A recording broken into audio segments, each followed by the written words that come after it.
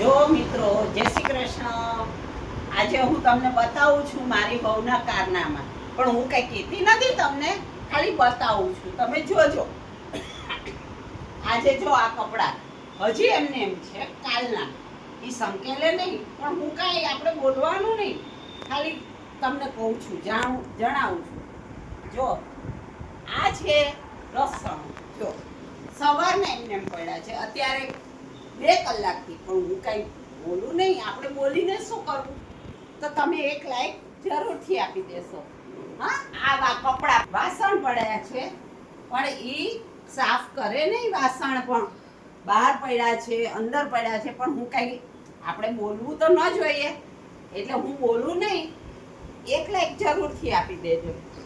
આ બાથરૂમ, સંડાસ બધું એમને એમ ભરેલું છે. વાસ પણ એટલે આવે, પણ ક્યારેય સાફ કરે નહીં. આપણે શું કામ બોલવું? હું કઈ બોલું નહીં. મિત્રો જો આ કપડા નીચે, આ પલંગ બધું એમનું એમ છે. ઈ તો શાંતિથી બેસે છે, પણ હું કઈ બોલું નહીં. ભલે બેસે, તમે એક લાઈક તો આપી દેજો.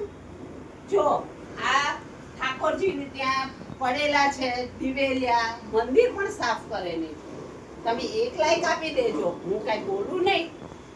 બીજું તમે ને જે વાસણમાં પણ ચા પાણી પીધા પછી એમને એમ પડ્યું છે. સવારે શાક લીધેલું એ પણ પડ્યું છે, પણ હું કઈ કહું નહીં. આપણે શું કામ કેવું?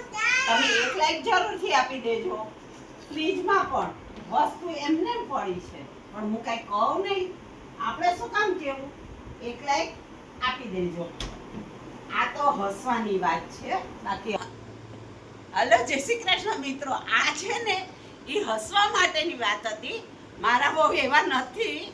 હજી અમે કામ જ શરૂ કરીએ છીએ, પણ ટાઈમપાસ માટે, બધાના મનોરંજન માટે, હસવા માટે મેં આ બ્લોગ બનાવ્યો છે. મારી બહુ એવી છે નહીં, બધું કામ ટાઈમે કરે છે, પણ અમારા બેડ પાસે ટાઈમ નહોતો, એટલે અમે આ રીતે બ્લોગ બનાવીને સ્પેન્ડ કર્યો છે. તે એક લાઈક જરૂર આપી દેજો અને ફોલો કરજો મારી લાઈક.